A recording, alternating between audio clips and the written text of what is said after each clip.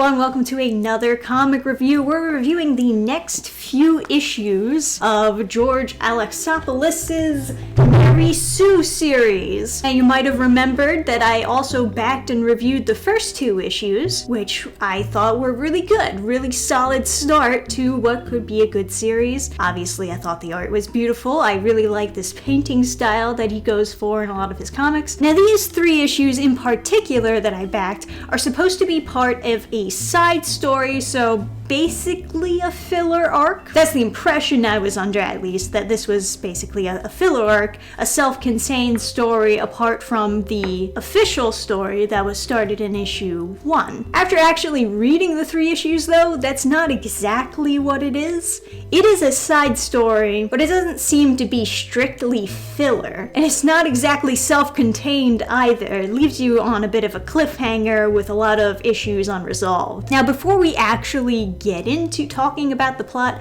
I just want to say first and foremost, these things are clunky and noisy. And you might have noticed that the format is changed from the first issue. I mean, look at the size difference when you put them on top of each other. I don't know why he decided to make the next three issues a different size than the first issues and then give them the noisy covers rather than just keeping it all paper like the first one. I did review another comic of George's that I got from his website. It was done in this exact format, and I mentioned in that review also that I didn't like this format. So first of all, I don't think that you should change the size midway through a series. I would prefer them to all be like uniform, same size. But also, is this just the format that we're sticking with now, or all of his comics going to be like this? Because I don't like this. I mean, it's your comics, I guess. I'm just the buyer, but... So anyway, let's get into the plot of Mary Sue issues 3 through 5. Yes, there are 3 issues that were included in this campaign rather than the first 2 issues. So we start off the story with Mary Sue heading off on a new adventure that her godfather sent her on, where she is going to be meeting up with, yes, mermaids. So we get a lot of beautiful underwater fun in these issues. While she lands in the water, however, she ends up being injured, not because she crash landed, but because her pet fox would not put on its seatbelt, and that little fucker is just nasty. Now, lucky for her, as she lands, she's met by a merman named Naraki, and he's able to heal her wounds because mermaid saliva actually has healing properties for humans. Now, a lot of the fish people look extremely different from each other, and this has to do with exactly how they've been evolving over time. Some of them will have more fish-like properties, some of them will have more human-like properties. Like our boy Naraki actually has an ass and genitalia, which is not exactly common for mermaids that we've heard in fairy tales. Now, the reason why Mary Sue was sent down to this city of Atlantis with all these fish people is because Oppenheimer has this deal with them where they will give them a donation of all their saliva, which of course has these healing properties. Part of the reason why they do this is because Oppenheimer is a huge reason why they were even able to start a city underwater in the first place, since fish people suck at being engineers. So he basically built the whole city for them. And a lot of the comic is just fairly chill, her hanging out with the fish people as they're all having a little bit of a party, welcoming her there, and during her conversation with the current queen, she ends up seeing a photo of her godfather with 2 strangers that she never knew before. One of them is noted to have her same hair color, so maybe perhaps are they her parents?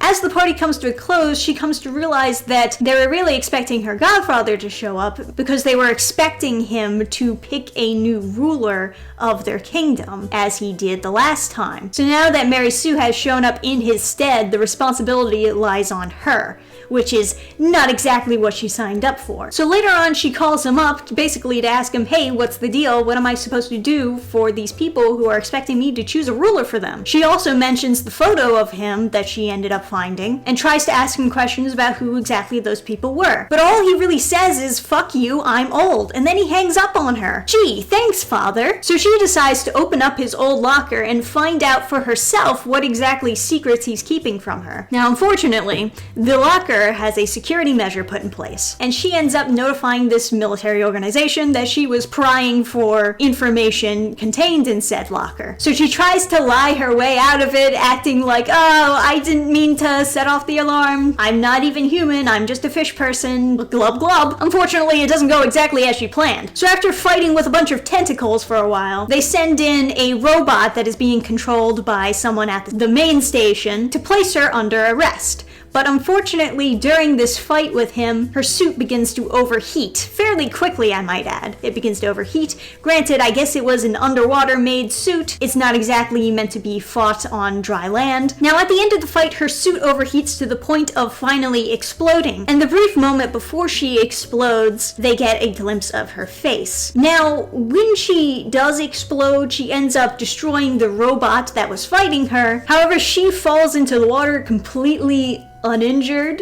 She's not even outside of the suit. The suit looks like it's in fine condition too. I don't know if that's how that works. You see, I would think that you would write the scene so that she hits an emergency eject button at the end of the fight, and she ejects from the suit before it explodes, and then she, catches some of the explosion, falls down into the water. Maybe she's injured and Naraki has to save her again. Maybe something like that, but that's not exactly what happened here. Now, upon this face reveal of Mary Sue, the commander is brought up to the high floor where he's meeting up with the admiral, who apparently knows Mary Sue. And it should also be noted that he also has the hair color. So is he related to Mary Sue? Is this her dad?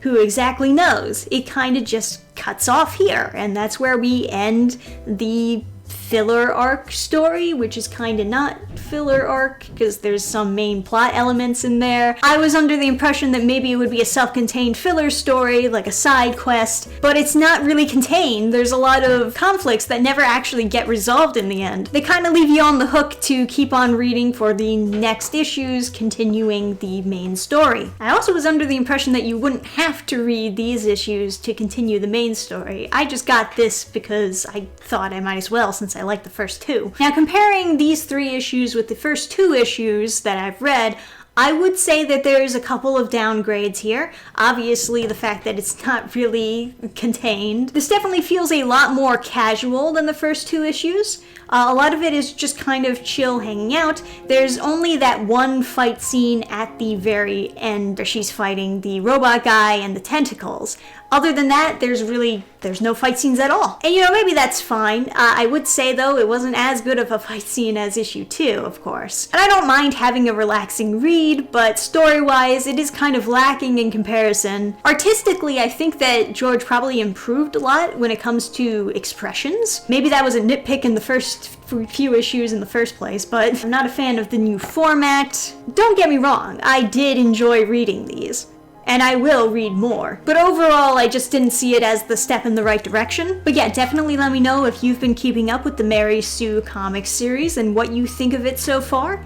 I'll also leave links to George's website where you can find more of his books. I know that he's up to a lot of different things right now, a lot of political comics, which I haven't really been keeping up with, to be honest with you. And leave your own thoughts, comments, and concerns down below in the comments section. That's what it's there for. Thank you guys for watching, and I'll see you next time. This video is sponsored by no one. Which is exactly why you should head over to burningstarcomics.net, where you can purchase independent comics made by me and my friends. You can even head over to Subscribestar, where you can join the fan club and get sneak peeks at new comics and art made by yours truly. Speaking of the fan club, let's give them a shout out. Program restart.